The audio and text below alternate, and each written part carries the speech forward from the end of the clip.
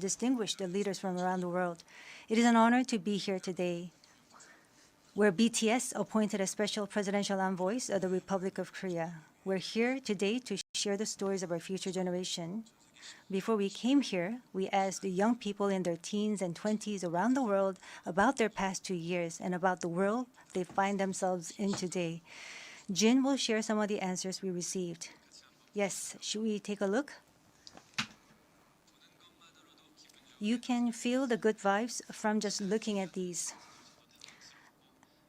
There were times during the past 2 years when I too felt bewildered and troubled. But still here, we have people who cry out, let's live on, let's make the best of this moment. Because we can't stand still when we are in the ideal time of our lives to take on new challenges. It wasn't as if we could blame anyone, and you must have felt the frustration. Here I'm the same as I was yesterday, but the world changed like we were transported in a flash to a parallel world. I was saddened to hear that entrance and graduation ceremonies had to be canceled.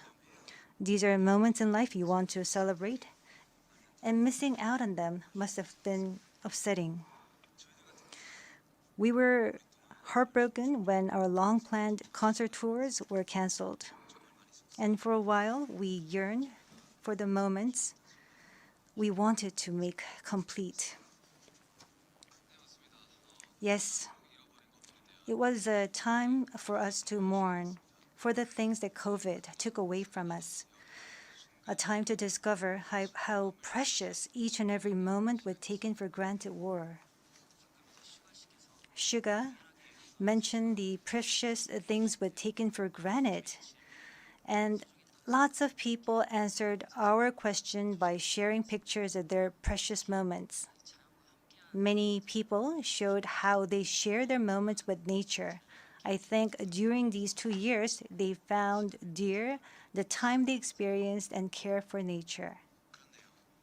Yes, but maybe because we feel an encroaching sense of dread that our time on this earth is limited, we just talked about the things we mourn, and I shudder to think about mourning for the earth.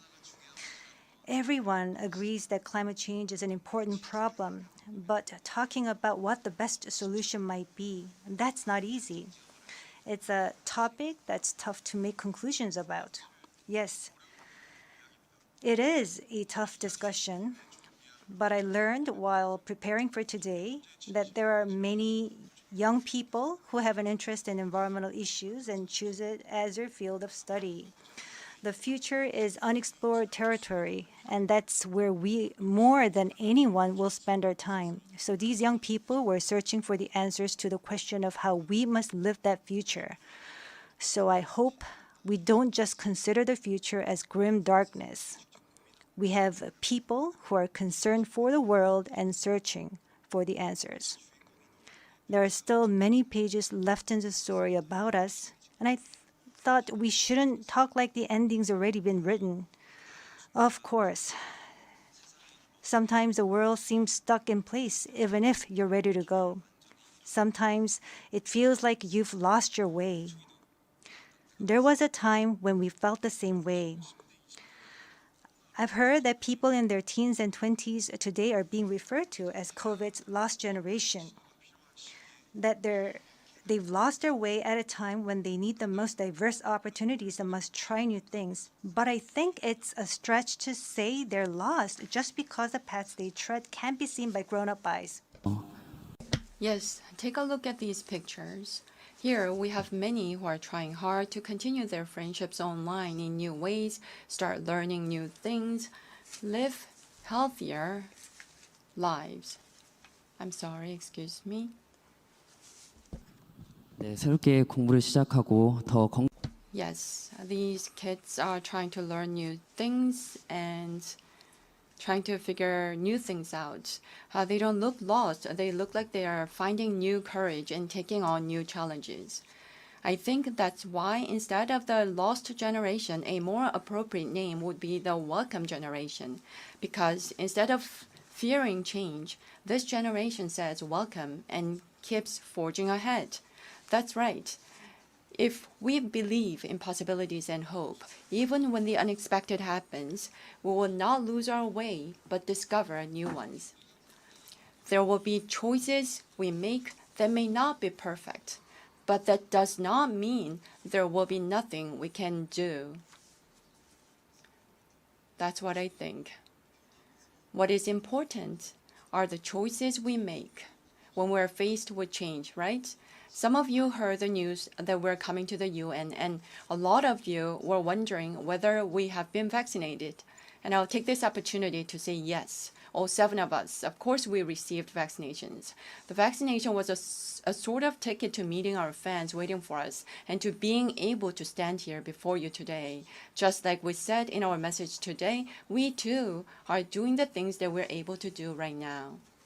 Like the vaccinations, efforts are continuously underway to keep this new reality going forward. And I think the day we can meet again face to face is not far away. Until then, I hope we can fill each of our days to the brim with positive energy.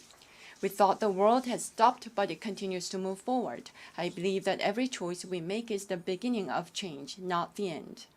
I hope that in this nascent new world, we can all say to each other, welcome. And now, as we look forward to this future, the permission to dance is our message of welcome that we want to share with everyone today.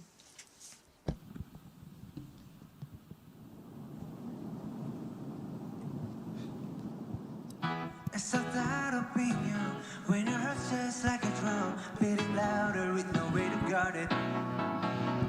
When it all seems like it's wrong, say aloud to Elton John, to that feeling we're just getting started. And when the nights get colder and the rhythms got you falling